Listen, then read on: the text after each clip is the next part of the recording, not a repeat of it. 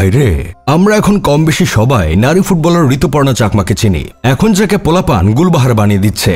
Bangladesh cricket team আমাদের যতটা হতাশায় ডুবিয়েছে, ঠিক ততটাই মনে আশা জাগিয়েছে নারী ফুটবল দল। গোটা একটা প্রজন্ম ক্রিকেটারদের নিতম্ব বরাবর উষ্টা মেরে নারী ফুটবল দলটাকে বুকে টেনে নিয়েছে।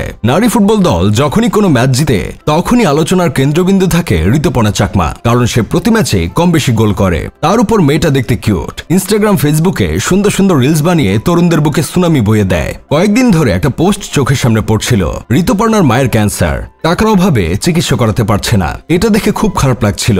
যেখানে আমাদের সোনার দেশের সিটি গোল্ডের টাইগাররা সারা বছর চুলমার্কা খেলা খেলে লাখ লাখ টাকা বেতন পায়, ফ্ল্যাট পায়, জমি পায়, সেখানে যে মেয়েগুলো বারবার জয় ছিনিয়ে আনছে, তারা ঠিকমতো বেতনটাই পায় না।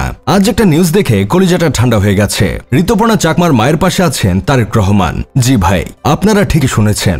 গতকাল দেখলাম প্রাণপ্রিয় নেতা, রাজধানীর এক মহানায়ক Ruhul Kabir Rizvi sir light, camera আর ডজনখানিক সাংবাদিক নিয়ে বৃষ্টিতে ভিজে লাঠিতে ভর করে খাল পাহাড় ডিঙিয়ে ঋতুপর্ণা চাকমার বাসায় যান। সেখানে ঋতুপর্ণার অসুস্থ মাকে দেখেন এবং সাহায্যের হাত বাড়িয়ে দেন এবং বলেন তারেক জিয়া তাদের পাশে আছেন। এতটুকু পর্যন্ত ঠিক ছিল, কিন্তু সাহায্যের নামে শুটিং করার কোনো দরকার ছিল? টাকা দেওয়ার সময় বিভিন্ন অ্যাঙ্গেল থেকে ছবি তোলা, পরিবারের লোকদের ক্যামেরার সামনে কি কি বলতে হবে সেগুলো শিখে দেওয়া, তাদের অস্বস্তিকর পরিস্থিতিতে ফেলার খুব কি বেশি দরকার ছিল? বুঝতে পারছি আপনাদের পাবলিসিটি দরকার, সামনে নির্বাচন হলে এই ভিডিওগুলো কাজে লাগবে, কিন্তু আপনাদের তো বোঝা উচিত মেয়েটা একজন ফুটবলার, বয়সটা অল্প। এইসব নাটক যখন মিডিয়ার সামনে ছড়িয়ে যাবে, তখন মেয়েটা মানসিকভাবে বিব্রত বোধ করতে পারে। প্রথমত, এই বয়সে এতটা ঝুঁকি নিয়ে বৃষ্টির মধ্যে পাহাড় ডিঙিয়ে নেতার সেখানে যাওয়া উচিত হয়নি। আর দ্বিতীয়ত, সাহায্য করার এত ইচ্ছে থাকলে ঋতুপর্ণার মাকে ঢাকায় এনে উন্নত চিকিৎসার ব্যবস্থা করে দিতে পারতেন। অবশ্য এমন করলে মানুষ ইমোশনে তেমন বেশি হিট করতো না, যেমনটা এখন করছে। আপনারা তো এটাই চান, বাঙালির ইমোশনকে কাজে লাগিয়ে নিজেদের পকেট ভরতে। আসলে ফর্মে থাকা রাজনৈতিক এই দলটাকে নিয়ে বলার তেমন কিছু নেই। তারা যখন ফ্যাসিবাদী একদফা আন্দোলন করেছিল, তখন তাদের মোট কর্মী গিয়েছিল 28 জন। তারপর স্বৈরাচার সরকারের পতনের পর ক্ষমতার লোভে নিজেদের মধ্যে কামড়াকামড়ি করে গিয়েছে 78 জন। চিন্তা করে দেখেন ভাই, তারা ক্ষমতার লোভে কি পরিমাণ পাগল হয়েছে, নিজের দলের ভাই ব্রাদারদের সময় দুইবার ভাবে না। এইদিকে আমার বন্ধু কেরামত তো বিদেশি নেতার খুব বড় ভক্ত।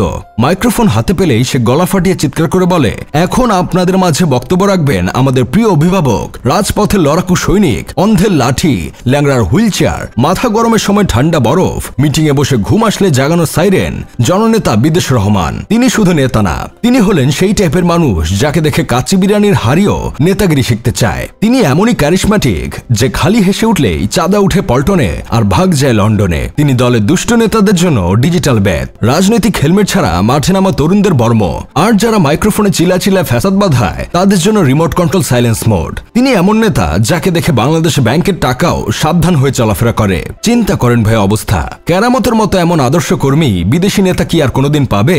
যাই হোক, শেষমেশ আমি গোলাম হোসেন একটা কাজের কথা কই, রাজনীতির এই নোংরা খেলায় কোনো খেলোয়াড়কে দয়া করে টার্গেট করবেন না। আমাদের ভালোবাসার দুই প্লেয়ার সাকিব মাশরাফি আপনাদের এই নোংরা রাজনৈতিক খেলার টার্গেট হয়ে অনেকের চোখে খারাপ হয়ে গেছে।